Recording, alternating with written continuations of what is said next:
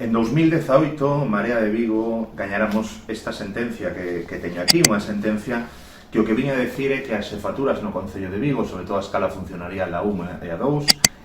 que son xefaturas de servicio importantísimas, como a que ocupaba o funcionario condeado a prisión por prácticas clienterales e tamén por utilizar unha concesionaria municipal como elemento de contratación de familiares de cargos políticos. Esta sentencia o que viña a decir era que basicamente levaban o Concello de Vigo 30 anos, é dicir, todos os gobernos de PSOE, BNG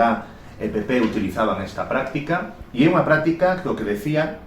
e o que facía era que eses funcionarios que ocupaban postos estratégicos no Concello estaban elexidos a dedo por políticos por unha previsión de postos excepcional. A sentencia o que obligaba ao Concello é abrir un concurso público en igualdade e por capacidade de méritos os traballadores públicos puderan, dependendo das súas capacidades e currículum, poder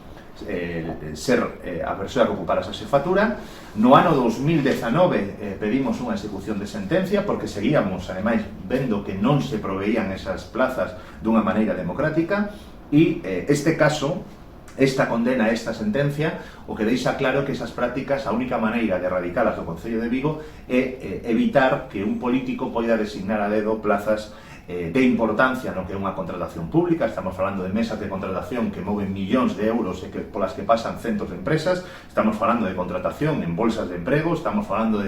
das cuestións máis básicas do funcionamento democrático dun Concello. Marea de Vigo, que vamos a facer é non facer demagoxia, nin siquiera utilizar isto como un arma arrosadiza de política. Vamos a pedir que se execute esta sentencia de novo, sería a segunda vez que pedimos no xulgado a execución de sentencia e que non volva a haber un orue ou un funcionario público ocupando durante moitos anos, unha cousa excepcionalidade, durante meses, pero durante moitos anos, xefaturas tan importantes como participación ciudadana e emprego, que o que ven a demostrar a sentencia é que se utilizou dunha maneira cando menos